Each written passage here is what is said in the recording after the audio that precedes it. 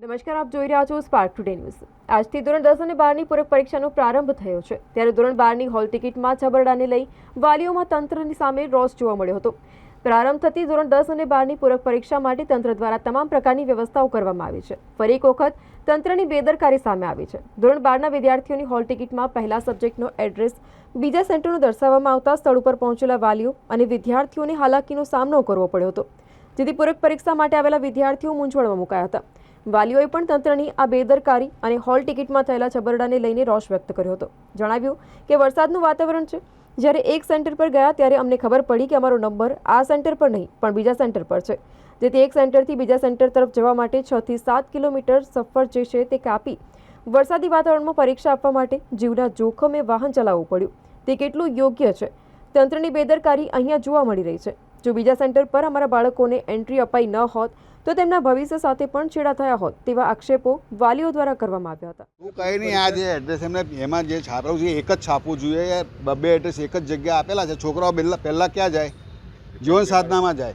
ત્યાંથી હવે બધા છોકરા પાછા વળી રહ્યા છે। એન્ડ ટાઈમ પર કયા આગળ માણસ દોડાદોડી કરે? હોલ ટિકિટમાં શું લખેલું છે? હોલ ટિકિટમાં બે એડ્રેસ આપેલા છે, ઉપર નીચે, બરાબર છે। પહેલો પેપર જે છે સીધું લખવું જોઈએ ને એમને કે ભાઈ જીવન સાધના પહેલો પેપર છે, બીજો પેપર આપણે બરોડા હાઈસ્કૂલમાં છે।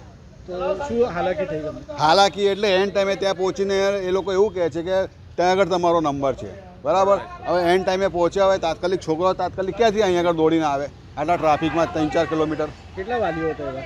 અરે ઘણા બધા છે તો અહીંયા આગળ હજુ તો આવશે।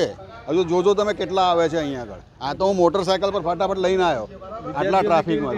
તકલીફ થતી હોય હે, વિદ્યાર્થીઓને કેવી તકલીફ થતી? તકલીફ એટલે એ લોકોને તો બિચારા જીવ તાળવે ચોંટી જાય ને કે અમારો તો આ વર્ષે ફેલ જશે એવું। શું નામ આપનું? દિનેશ પાટીલ। મારી બેબીનું નામ છે સોલંકી કરિશ્માબેન યોગેન્દ્રભાઈ। મારી છોકરી 12મામાં ભણે છે। 12મામાં સેકન્ડ ટાઈમ એક્ઝામ છે। એક્ઝામમાં એને ત્યાં જીવન સાધનાનું એડ્રેસ આપ્યું હતું હોલ ટિકિટ પર। હોલ ટિકિટ પર ત્યાં જીવન સાધના સ્કૂલ પર ટાઈમ પર પહોંચી ગયા। ત્યાં બહાર ઊભા રહ્યા, પણ ત્યાં બહાર ઊભા રહ્યા પહેલાં એ કહેતા નથી એ લોકો। ત્યાં જ્યારે ટિકિટ બતાવી ત્યાંથી તમને એવું કીધું કે તમે ત્યાં ગાડી જાઓ બરોડા હાઈસ્કૂલ પોલો ગ્રાઉન્ડ। હવે બરોડા હાઈસ્કૂલ પોલો ગ્રાઉન્ડ આવ્યા પછી અંદર હમણાં લીધા। હવે ત્યાંથી બી એવું કીધું કે બેલ વાગી ગયો છે એટલે તમે ફટાફટ જાઓ। હવે ત્યાંથી ગાડી બી રસ્તામાં બગડી, તંત્ર રિક્ષામાં બગડીને પાછું મારે અહીંયા આવવું પડ્યું, નોકરી ધંધો છોડીને બધું છોડીને સાહેબ અહીંયા મારે નાસવું પડ્યું છોકરી પાછળ। એટલે હોલ ટિકિટમાં મિસપ્રિન્ટ થયેલું? હા, 100% સાહેબ।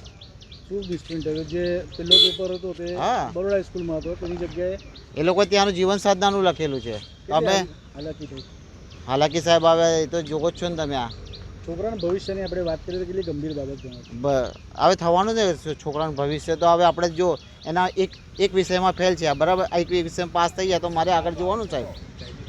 કેટલા વાલીઓ હતા તમારી જોડે એમને? ઘણા બધા છે, આ બધા છે જ ને, આ બધા છે જ અમારી સાથે। બધા ત્યાંથી જ ધક્કા ખાય છે સાહેબ।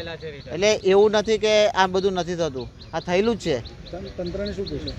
તંત્રને કહેવા માંગુ છું કે આવું બધું ના કરશો અને આગળ કંઈ કાર્યવાહી કરવાના માટે સાહેબ, બસ એ રિક્વેસ્ટ છે, બીજું કાંઈ નહીં। જે આપણું નામ? યોગેન્દ્રભાઈ ચંદુભાઈ।